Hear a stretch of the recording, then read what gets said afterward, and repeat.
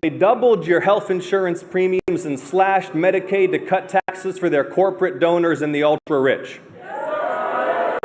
They made you pay more for everything and took us to war on lies and spent most of last year trying to cover up for the world's most famous pedophile while the crook president and his crook family raked in billions.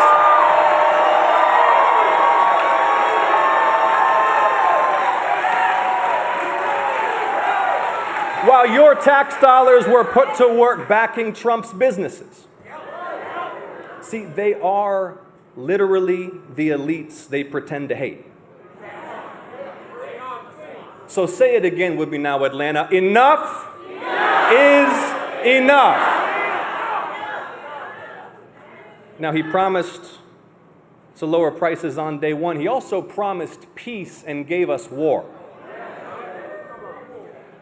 Now, in its 6 months, they drained our stockpiles to achieve nothing. Iran still has its uranium, Hormuz is still closed, and it was all lies.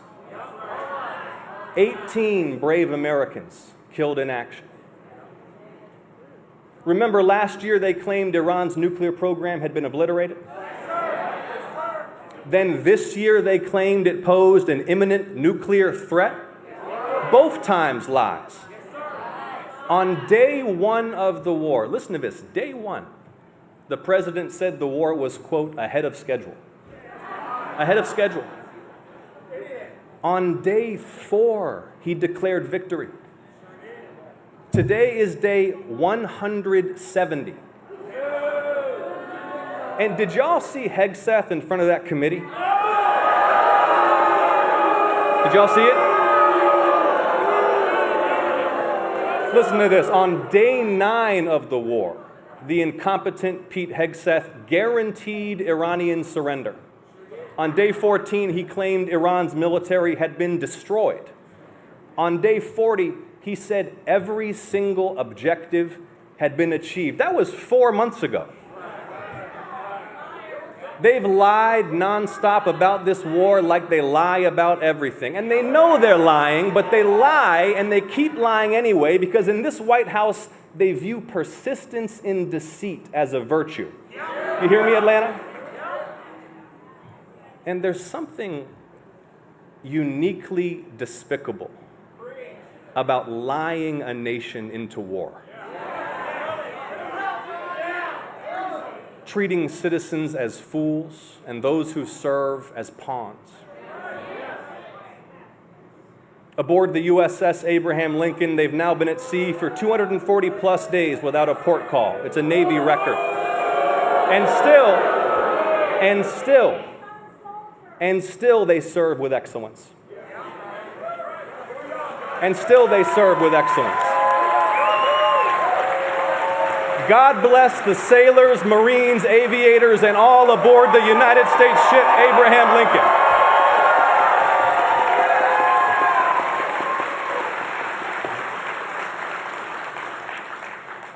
See, they don't expect luxury. They'll endure hardship.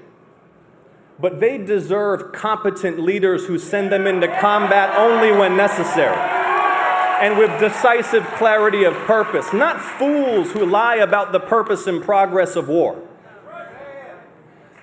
And while the sailors on the Lincoln fight his war, while he fruitlessly drains our munitions and oil reserves, the president sleeps through his meetings. He golfs and trades stocks. See, he doesn't want to do the job.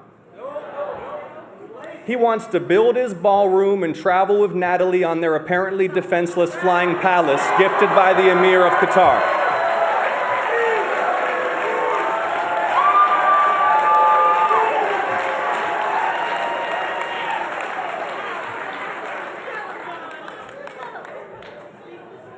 And above all, Donald wants to get money. How much have you heard about the president's stock trading? When he first announced the tariffs, you remember that? He called it Liberation Day. And it crashed the markets because it was clown policy. You remember that? Okay, so follow me through on this. He announces the tariffs on April 2nd of last year. The markets tank nonstop for like a week because it's a disastrous trade policy. And 6 days into the crash, April 8th, Trump buys millions in stock. I'm talking Amazon, Nvidia, Apple, Microsoft, Berkshire Hathaway.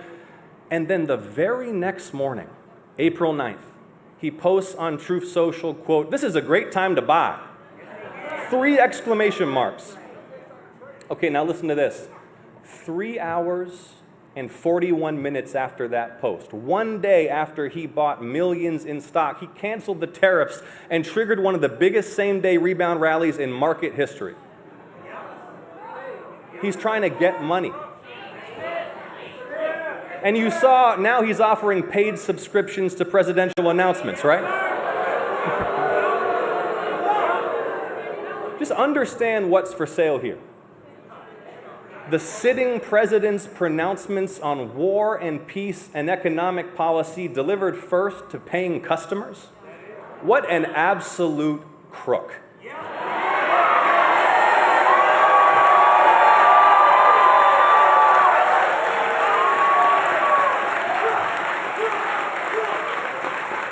And speaking of crooks, not a lot of people know this, but Congressman Mike Collins is literally one of the most active crypto traders in the entire Congress, House or Senate. Now remember, Mike's already under federal investigation for illegally funneling tax dollars to his violent staffer's girlfriend for a no-show job. Do you remember that? But Mike Collins also repeatedly broke the law hiding his crypto trading. Because he's like a scandal piñata. So every time you shake him, more misdeeds fall out.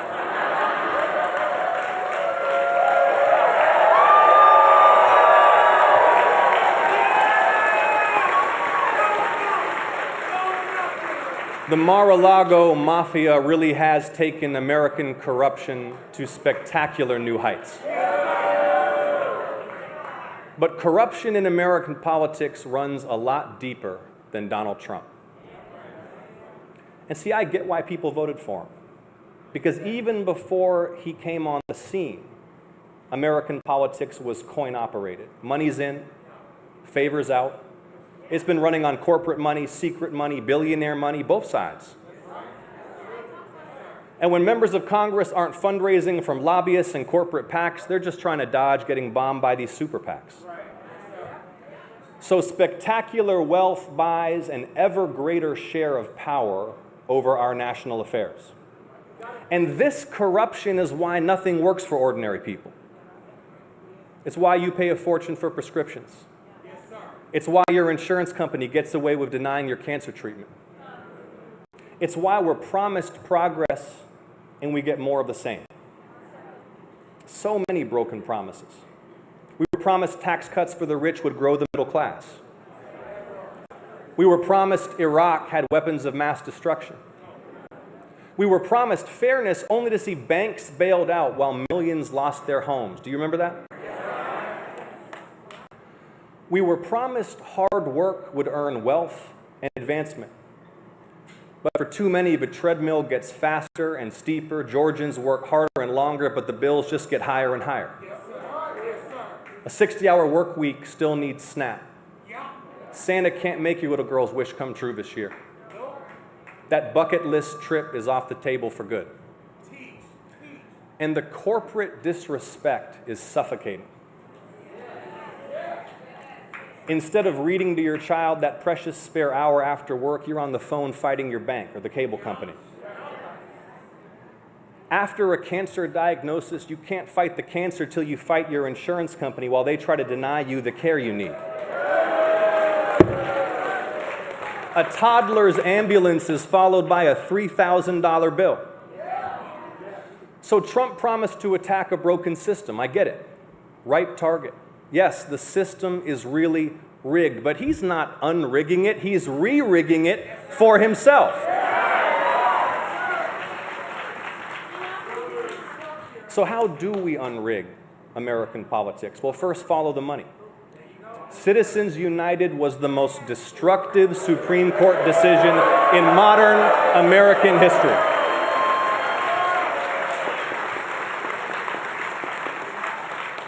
And see, Donald Trump's rise is a symptom of all of this. And I suspect many of you are here because you recognize that our task is not just to contain his wickedness, but to cure the rot that gave rise to it. That this broken moment is an opening not for restoration, but for reformation. Because who really supports allowing unlimited secret political money to bend the nation's agenda in darkness? In Garden City or Albany or College Park, if I ask anyone, Democrat, Independent, Republican, none of the above, if I ask them whether this is how things should work, it doesn't matter who they are, the answer is no. In Atlanta, if it takes a constitutional amendment to end Citizens United, we'll deliver a united Georgia to ratify it.